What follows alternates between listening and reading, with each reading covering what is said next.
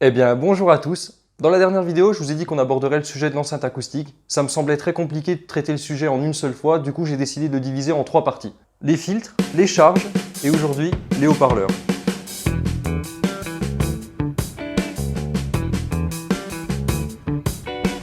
Beaucoup d'entre vous savent qu'il existe différents types de haut-parleurs, mais aujourd'hui nous allons parler du haut-parleur dans sa forme la plus classique. C'est lourd. Donc, un haut-parleur, finalement, c'est quoi? C'est ça! Un châssis sur lequel est relié par la suspension un équipage mobile, c'est-à-dire une membrane et une bobine, qui vont être mis en mouvement par un aimant. Il existe des livres entiers de plusieurs centaines de pages, voire de plusieurs milliers de pages, qui parlent des haut-parleurs, de comment ils fonctionnent, de comment ils marchent. Moi, j'ai essayé de vulgariser tout ça en une seule vidéo, de condenser un maximum les informations afin de vous rendre ça le plus digeste possible. Enfin, j'en ai condensé un maximum pour vous le rendre accessible. Il y a une mesure qui en dit beaucoup sur votre haut-parleur, c'est l'impédance. L'impédance, c'est quoi? C'est la résistance électrique de ce haut-parleur en fonction de sa fréquence. Pour vous expliquer ce qu'est le haut-parleur, voici un schéma simplifié. En X, sur l'axe des ordonnées, nous avons l'impédance du haut-parleur qui s'exprime en ohms, avec ici 0 ohm et là 100 ohms, et également sa réponse en décibels, avec tout en bas du graphique 0 dB, et tout en haut X dB, ça dépendra du volume sonore auquel on l'écoute. Sur l'axe Y, on retrouve la réponse du haut-parleur de 20 Hz à 20 kHz. Et pour terminer, nous avons besoin d'un dernier axe en ordonnée qui exprimera la phase en degrés, moins 180, 0 degrés et 180 degrés.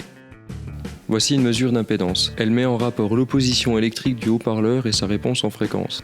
Voici ce qui pourrait être sa réponse en fréquence. Elle met en relation le niveau sonore émis aux fréquences reproduites. Nous verrons en quoi elle est directement influencée par la mesure d'impédance. La bobine du haut-parleur, en plus de rajouter de la masse à l'équipage mobile, agit également comme un passe-bas et détermine la fréquence de coupure haute du haut-parleur.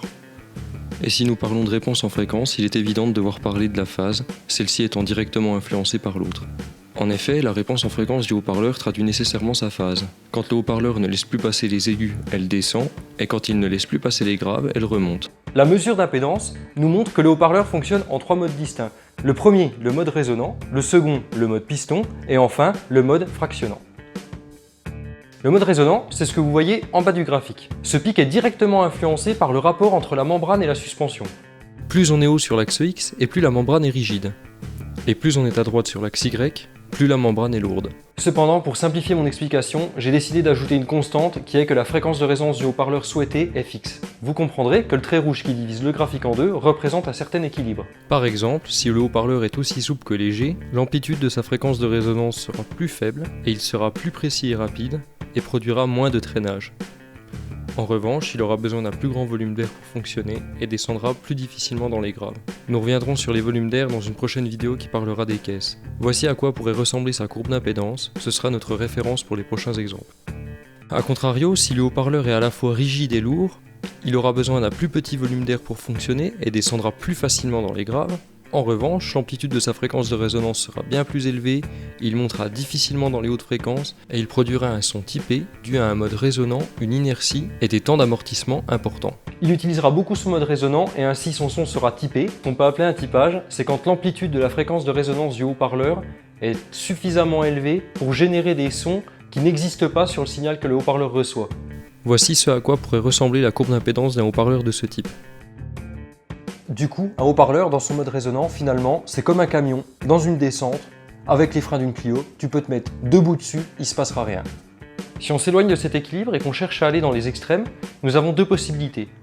Dans une de ces extrêmes, la suspension est rigide et la membrane légère, ce qui fait qu'on a un meilleur contrôle et aussi un rendement plus élevé. Un rendement plus élevé, c'est simplement produire un niveau sonore plus fort avec le même signal d'entrée. Mais le haut-parleur ne descendra pas dans les graves et la fréquence de résonance sera plus haute.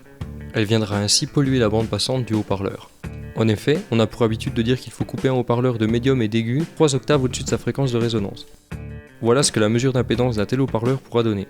En remontant, le mode résonant va compresser le mode piston entre lui-même et le mode fractionnant.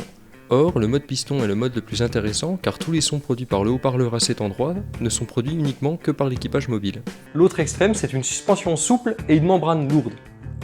Ainsi, la fréquence de résonance va se déplacer vers le grave et le niveau sonore des plus basses fréquences seront plus élevés. A contrario, le contrôle du haut-parleur sera moins bon, donc ses attaques et amortissements seront plus lents. Voici ce à quoi pourrait ressembler sa courbe d'impédance. Le mode piston, c'est là où l'impédance est la plus basse. À cet endroit, le contrôle du haut-parleur est total, il ne produit des sons que par les mouvements de son équipage mobile, sans être parasité par le mode résonant et par le mode fractionnant. C'est aussi l'endroit où son rendement est réel, c'est-à-dire qu'il n'est déterminé que par sa surface et l'amplitude de sa membrane. Dans le mode fractionnement du haut-parleur, la matière de sa membrane détermine son comportement. Il s'avère que les membranes souples et les membranes rigides ont chacune leurs avantages et inconvénients.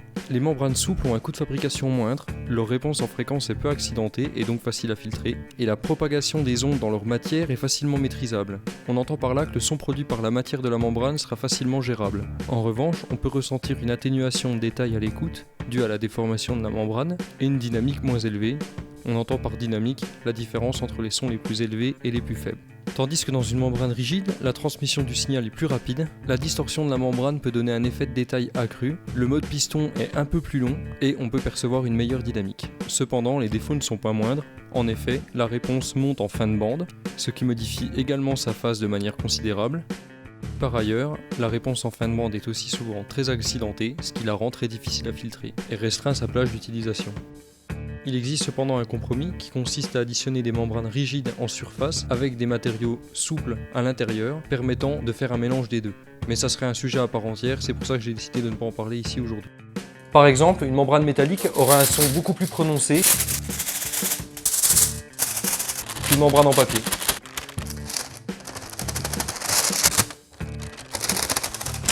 La dernière chose dont nous devons parler est l'aimant. La bobine du haut-parleur, qui fait partie intégrante de l'équipage mobile, a un flux magnétique fixe. A contrario, l'aimant produit un flux magnétique variable, positif ou négatif, qui vont permettre au haut-parleur de reproduire les différentes phases du signal. Plus l'aimant est puissant, plus le haut-parleur sera contrôlé et moindre sera la distorsion. En revanche, un aimant plus puissant n'aidera pas le haut-parleur à descendre dans les basses fréquences. Pour reprendre la métaphore du camion, l'aimant c'est comme les freins. Plus ils sont puissants, plus ils permettent de contrôler le mode résonant. En revanche, ils diminuent l'impact résonant du haut-parleur et de ce fait, le haut-parleur descend moins facilement dans les basses fréquences. Si vous voulez en savoir plus, je vous mets en lien ma première vidéo qui vous explique ce qu'est un son et qui parle beaucoup de ce phénomène. Merci à tous d'avoir regardé la vidéo, j'espère qu'elle vous aura plu.